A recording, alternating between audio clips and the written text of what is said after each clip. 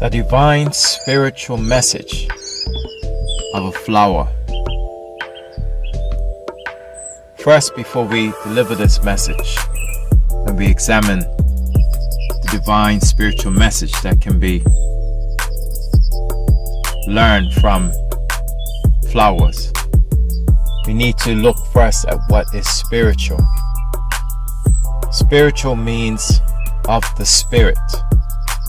Spirit meaning unseen energy and unseen forces that unite all things, that operate in the background of all existence.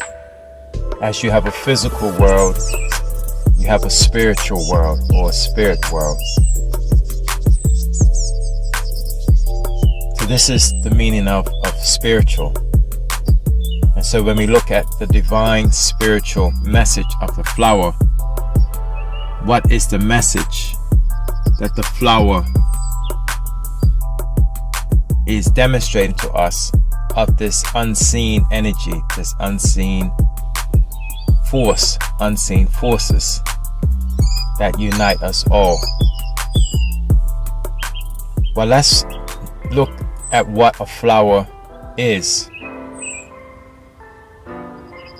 A flower is the reproductive organ of a plant. And so reproduction represents the cycle of life. And in a flower is a part of a plant that evolves from the plant itself. It's not separate. The flower is not separate from the tree or the plant, the grass, the weed that it's on. It is an organ of that, but it's the same tree. It's the same plant. It's the same grass, same weed. The flower is the tree, and the tree is the flower. So everything we see in the flower is the tree, and vice versa. And the life cycle of a flower reflects the cycle of life that it partakes in, where you have the plant evolves part of its structure into a bud. That bud then opens up into petals, which we call the flower. The flower then becomes pollinated and fertilized, and then evolves into a fruit. And then the fruit from within the fertilized cells, sex cells within the flower, become the seed inside the fruit. The seeds then drop, and the process, if the seeds are able to germinate, starts all over again. So this is the life cycle of a flower, and indeed the life cycle of a plant. And so a flower taps into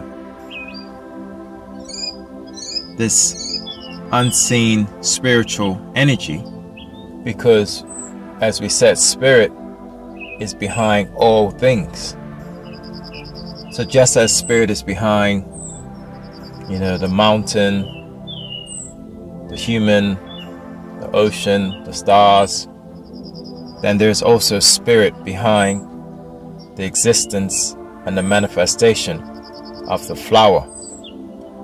And we can see that because its whole existence, the flower's whole existence, is aligned with its divine purpose. Its divine purpose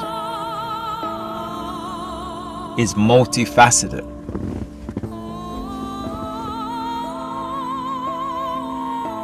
It has many different roles and plays many different parts and other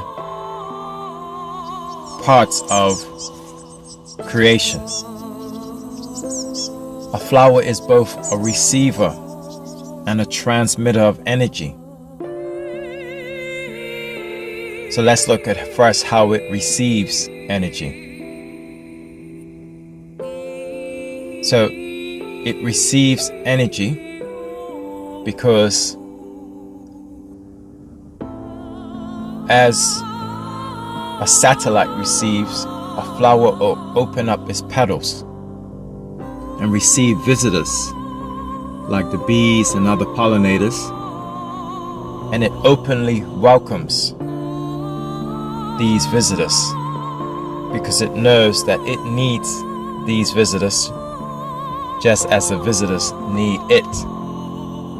And in this act, we can see one of the first principles of spirituality demonstrated by the flower, which is reciprocity.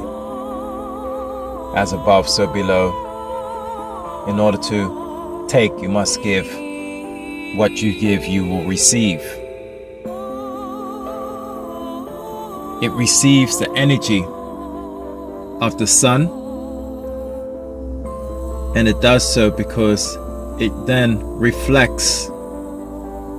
absorbs and then reflects that energy back into nature, and that's how it directs different organisms to interacting with it. What we see from a flower is different than what a bee sees from a flower, compared to what a fly might see, a different type of fly might see from a flower, compared to what a bird might see from a flower. Very different. Because the flowers are taking in the energy and transmitting energy back out. So they're receiving the energy and transmitting it back out.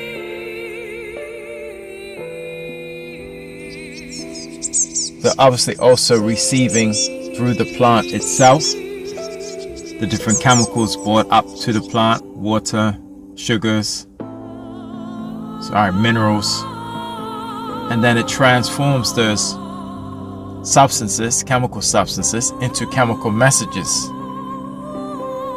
like nectar and odor, fragrance. And so it takes in those things, receives them, and then transmits them back out.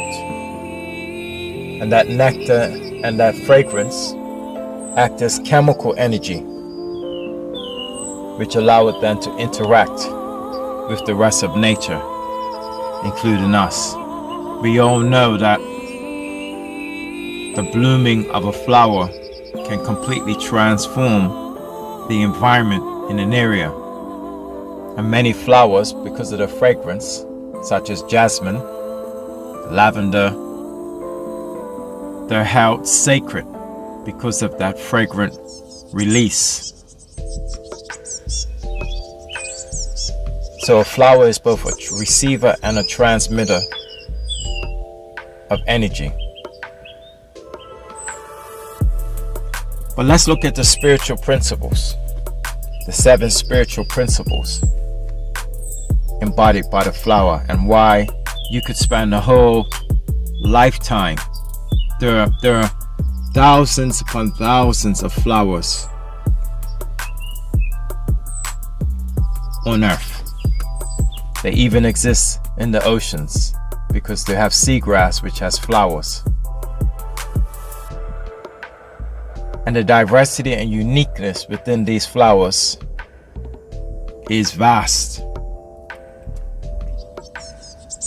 And you could spend a lifetime just on one flower alone, learning the examples set by these flowers, the lessons within the life of these flowers, the tranquility and symmetry, and the lessons within the geometry of these flowers. So let's look at the the 7 principles of spiritual awareness that we could learn from flowers. Well, we can look first at life itself. That flowers show us the mystery of life and the cycle of life, as we said, where they evolve to become fertilized. They become fertilized, the petals fall, they form a fruit with seed within, and the cycle continues. And that helps us to understand our own life, both in its delicateness and its fragility, but as well in its robustness and its continuance across eons. Because without flowers, none of us would be here, at least in the form that we have today on Earth. So life itself is the first principle. The second one is symmetry. And when we say symmetry, we mean geometry and balance. And the beauty of flowers extends from their perfect symmetry, even in the diversity of different forms. They reflect a balance to form and function. And spiritually, as we know, geometry is sacred. The relationships within geometry are formulas for how life exists and for how spirit expresses itself through life. Number 3 is beauty. Flowers are beautiful. No one can deny that. The beauty of flowers is unmatched. You have beautiful birds, the clouds are beautiful, but the beauty of flowers is unmatched in all of creation. And so this beauty, the fact that this beauty exists through flowers in the way that it does, tells us the power of creation, of spirit. Because for something so beautiful to exist in so much diversity, let you know how powerful it is to be in existence. The next is creation. As we said, the flowers are so beautiful. It leads us to understand and understand that there must be a more significant aspect of us being here in this existence and us being created from the source. The same source that flowers represent is the same source of how you are created by human flowers. That is the male and female reproductive organs of humans. Creation and existence should make us all drop to our knees in thankfulness. And the beauty of a flower can do that if we just look deep within. The next principle is reciprocity, and this can be found within the fact that flowers transmit and receive. They give, but they also take, and this reflects the laws of hermetics, such as polarity and magnetism. The fact that flowers are transmitters and receivers shows that they are tapped into that law of polarity. And this is why we're attracted to them, because they're oscillators. They're oscillators within the universal frequency of life. They follow the seasons. They have symmetry. They transmit, they receive. They come and they go. They're magnetic. A flower will pull you over to itself just to smell it, just to look at it. And it does the same for other creatures.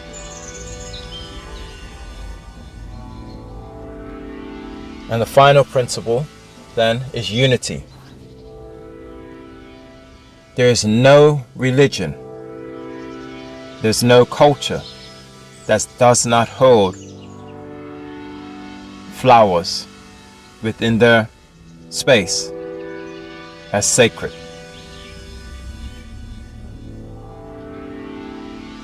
Their power is unified across all time and space.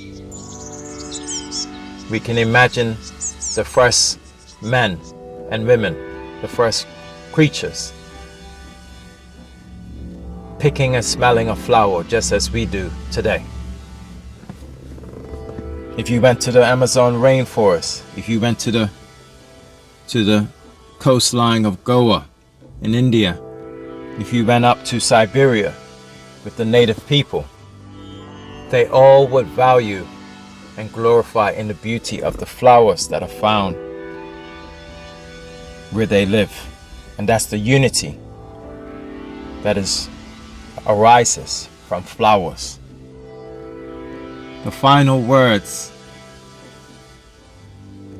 relate to the human and the human flowers. That is the male and female reproductive organ.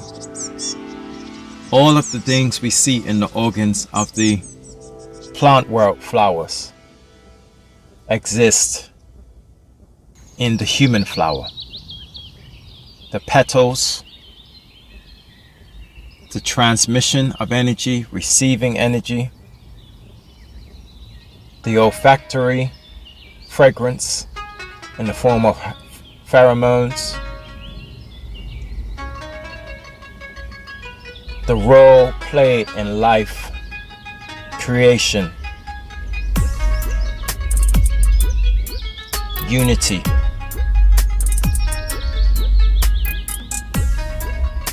but it's up for us as human and human woman to look deeply into that role.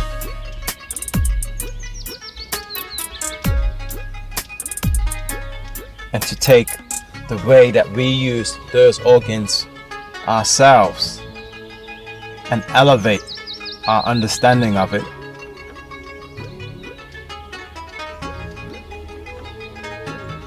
and embrace the power that they bring, that they have. None of us could be here without the flowers of the plants and trees and weeds and grasses. Likewise, none of us will be here without the flowers of our mothers and fathers and the interaction. This is the divine spiritual message of the flower.